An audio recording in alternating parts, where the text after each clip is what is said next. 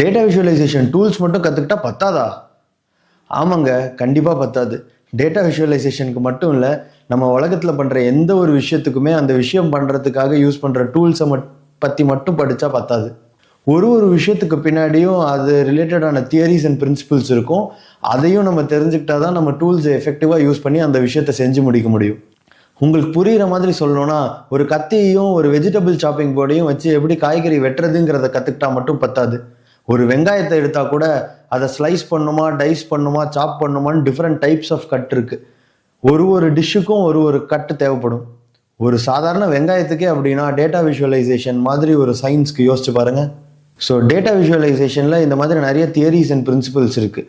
For example, எந்த டேட்டாவை எந்த மாதிரி சார்ட்டை வச்சு காமிக்கணும், என்ன மாதிரி கலர்ஸ் யூஸ் பண்ணணும், எப்படி டிசைன் பண்ணணும், அந்த மாதிரி நிறைய பிரின்சிபல்ஸ். ஸோ நாங்கள் பவர் பிஐ பற்றி ஒரு கோர்ஸ் லான்ச் பண்ணுறோம். அதில் பவர் பிஐ டூல் பற்றி மட்டும் சொல்லிக் கொடுக்காம டேட்டா விஷுவலைசேஷன் தியரிஸ் அண்ட் பிரின்சிபல்ஸும் சேர்த்து சொல்லித்தரோம். உங்களுக்கு அந்த கோர்ஸை பற்றி தெரிஞ்சுக்கணுன்னா கீழே இருக்கிற லிங்கை கிளிக் பண்ணி வெப்சைட்டை விசிட் பண்ணி பாருங்கள்.